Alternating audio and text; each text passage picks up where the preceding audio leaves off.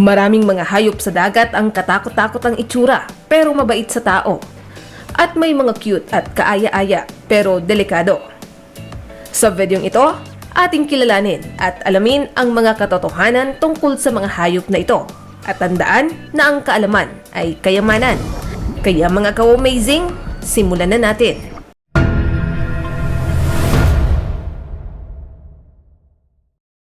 Number 5. Nine-armed sea star. Ikalima sa listahan ay ang nine-armed sea star.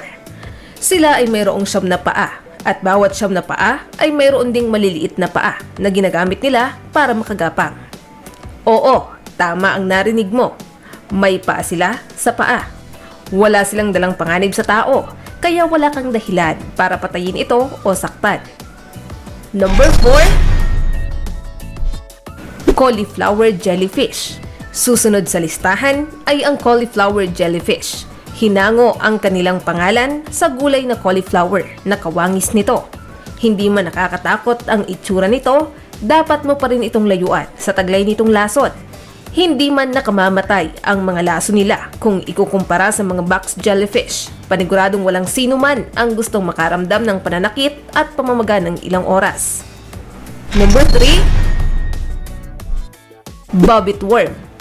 Kung may takot ka sa mga uod na kayang kumain ng tao, malamang isa-isang ito ay tumaas ang balahibo mo. Sila ang tinatawag na bobbit worm. Hindi gaya sa pelikula, wala itong dalang panganib sa tao. Pero sa anyo at laki at anyo ng kanilang ngipin ay siguradong mangingilabot ka. Kaya nilang hilahin papasok sa kanilang lungga ang anumang isda, malaki man ito o maliit. Sa sobrang laki at talas ng kanilang mandible, kaya nilang hatiin sa dalawa ang isang buong isda. Imagine na naglalakad ka sa tubig at may natapakan kang ganito.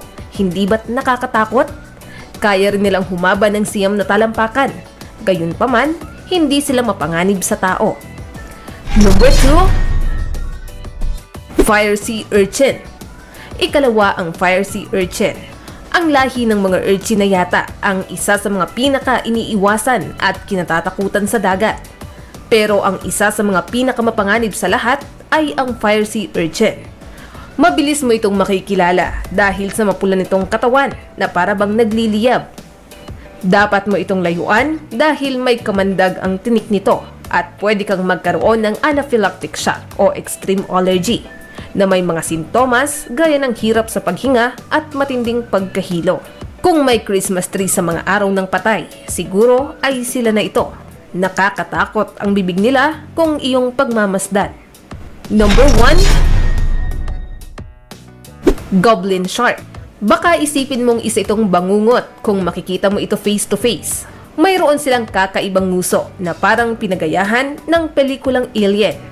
Carnivore ito na handang kainin ang kahit anong kasya sa kanilang bibig na puno ng matutulis na ngipin. Kaya nilang humaba ng 20 talampakan o kasing haba ni lolong. Bihira lang masaksihan ng mga Filipino ang isdang ito dahil nakatira ito sa pinakamalalim na parte ng dagat sa lalim na 4,000 talampakan.